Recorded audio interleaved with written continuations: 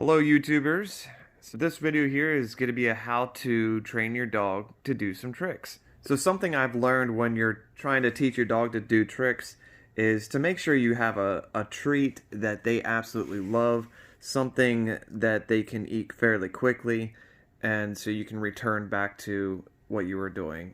That way they keep on track and they start to learn the process of the trick that you're trying to teach them. Don't give her the entire thing. I will break it up into little pieces, one by one.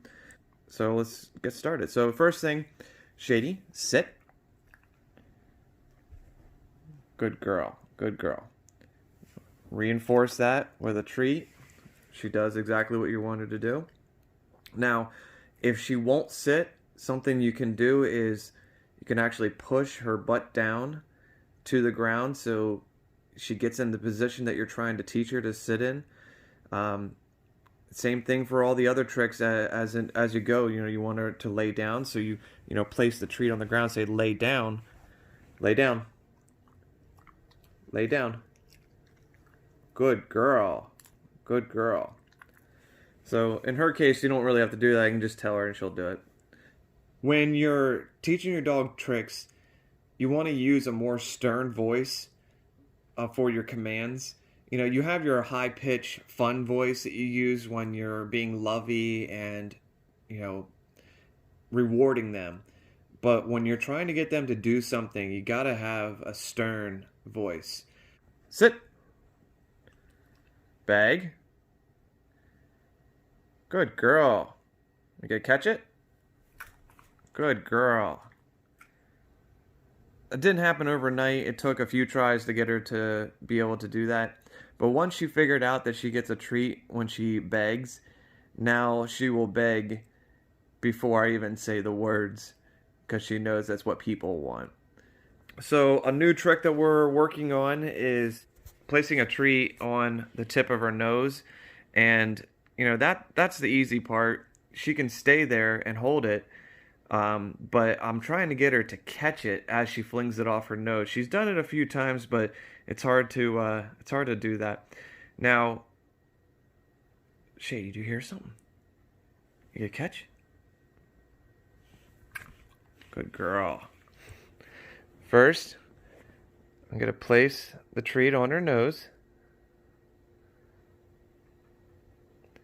And then for her, I taught her to stay by holding my hand.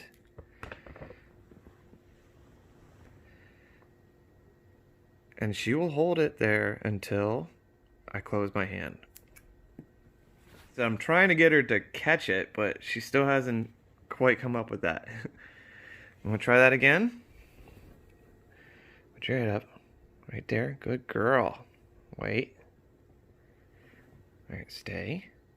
You ready? Catch it! She does it every once in a while, but it's a tough one. So another trick you can teach is shake. Now, come on. Good girl. Good girl. When Shady is begging, she likes to do a double shake, which it's okay, but you can teach dogs to use one paw or the other. Here, Shady, beg, beg, shake.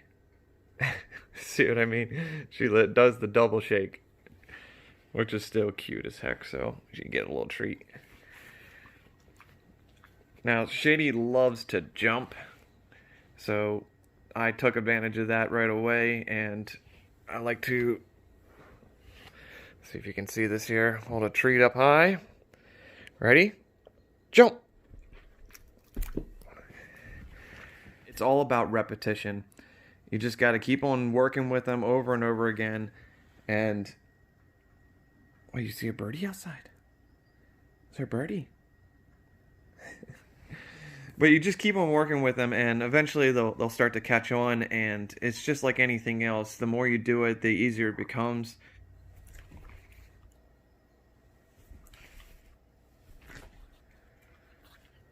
So if there's more than one person in your house and you're all trying to train your dog, and each one of you have your own way of doing things, it can really confuse your dog. So you want to definitely make sure you're all using the same commands and saying them in the same way, using a stern voice. Most of the time, a dog will imprint on one person more than the rest. If you guys work together, husband and wife or whoever, side by side while you're doing tricks, the person that has the most dominant control, hand those treats over to the other person that you're trying to get to give those commands and have them say them exactly the way you just did it, with you sitting beside them. And that is basically allowing the dog to understand that you're giving the authority to them as well. And hopefully that helps you along in your process with your tricks and also just commands in general. One of the ways to make her stay is by placing my hand up, almost like a stop sign, to her, walking backwards, getting further and further away from her every time, making sure that she stayed put as long as possible. If she stayed, she was rewarded with a treat and telling her good girl by going back to her. And you also, after making them stay, give the command for them to come. So you can do two tricks in one. As you see, Shady is quite bored with me right now. She is just sitting there and like, where is my next treat?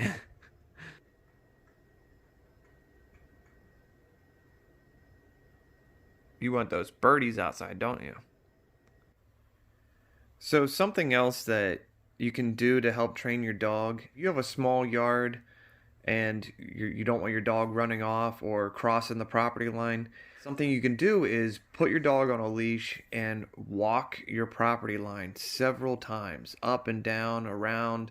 And if your dog goes over that line, give a stern command to come back to you. Another thing too, when I'm walking Shady, or to stay with me, and it's a command I just use over and over again to keep her from pulling at the leash or going ahead or getting behind. If I say stay with me, she usually stays right next to me and walks at a pace that I walk, which is great for going on hikes or in the store where it's better to have a little more control of her.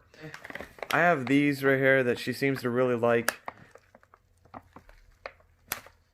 You can pick them up Walmart.